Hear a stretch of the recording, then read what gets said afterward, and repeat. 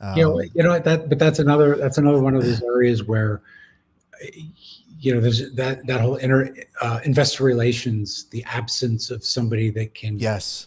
educate the community on, I'm kind of perplexed as to why nobody has been able to say, this is why we subsidize Atma currently. Like, Yeah. it's just kind of perplexing that nobody's figured out Yeah. how to it's a basic piece of information, and it's topical, and it pops up all the time. I don't know why there isn't somebody, just being responsive, just tweet out an Yeah. answer. This is Well, why this is the thing that I agree is so frustrating. We're seeing some comments already agreeing with, Brady, 100, 1,000% agreed, is that I think that's the frustrating thing. It's the pushback that I've seen to that point of, like, to your example, why doesn't Avery Dennison or Atma or whatever kind of speak to Hedera a little more? Or why doesn't Hedera speak about some of the different context and reasoning for some of these choices, why they do or don't do things? And it's like some of the pushback on the former is like, well, Avery Dennison doesn't want to say because it's their secret sauce, and if people find out they're using Hedera, then their competitors can start using it. And it's like, I don't get that component. It's not like if a competitor of Atma.io finds out about Hedera, they're going to like one up Atma.io or something. So it's like, I thought the governing council was supposed to be encouraging these cases. Yeah, that's not hiding their involvement. That's exactly it. It felt so weird. I put out a tweet the other day where I was like, should governing council members be ambassadors of the Hedera network? And it was so weird that I had to type that out, because it is still a lingering question that remains unanswered. And if any echo comes back on that from leadership, it's always something that just feels like side skirting, like, oh, they, you don't talk about your technology stack. Nobody cares about that. People are going to use this and not realize they're using it, this and that. But kind of to our earlier conversation, it's like, long-term, sure. The world will use Hedera. That sounds great. But what about right now? Trying to get off the ground, trying to get critical mass, network effects. Like, why doesn't Avery Dennison, why doesn't Hedera like do these kinds of things more, these investor relations more? Because I agree with you. It would solve so many problems. Like, here's why this use case is handled in the way that it's handled. Here are the upsides and downsides. Why can't Hedera do something like that when a lot of traditional companies do things like that? Yeah, or just say, you know what, we can't speak to Atma or Avery Dennison, but in theory, the reason we would subsidize a use case is, here's a couple of reasons why it makes sense for us to do that. There's ways to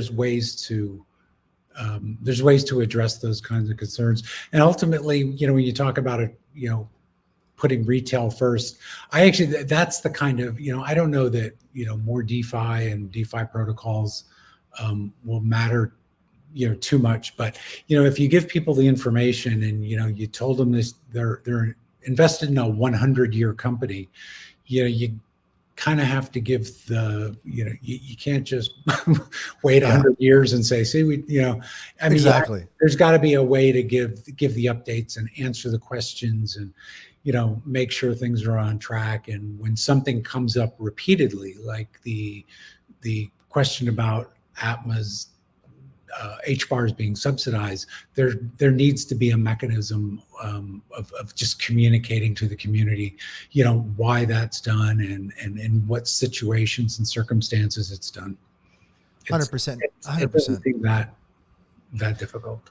And it's so intertwined. Like, when we talk about, again, short-term versus long-term, retail-focused use cases versus enterprise, it's like they're all intertwined at a certain point. Like, a great example is like borrowing and lending. It's like that can sometimes be viewed as, degen or DeFi or whatever. But again, when we look at how do enterprises choose the networks they're going to be that they're going to be building on right now, it's TVL. It's those kinds of metrics that I agree can sometimes be overplayed and not super accurate of a network's health. But what we've seen with this, what the stats show is across crypto, I think it's near or over half of TVL comes from borrowing and lending. which Hedera is lacking at a certain point. And so we look at platforms like Bonzo Finance that want to get launched on Hedera that need that support to do that. And I think that they've been, largely under supported in those different ways. It's those kind of retail use cases that I think create these environments where we have, enterprises are going to need better stablecoin liquidity. They're going to need more people holding HBAR. They're going to need these different types of things. They're going to need the price of HBAR to go up to secure the network. There's a direct correlation between how secure Hedera is and the price of HBAR. So I think how I view it is definitely not so much as, retail focused use cases versus enterprise. It's like they really need each other. And I think in the short, medium term, I think that enterprise use cases need the retail focused use cases.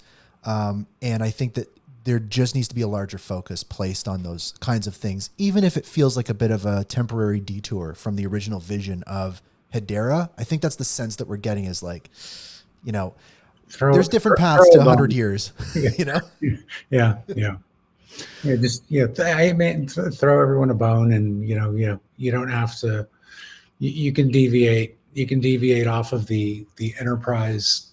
The enterprise only track. Yeah, certainly. We can have some fun. Yeah.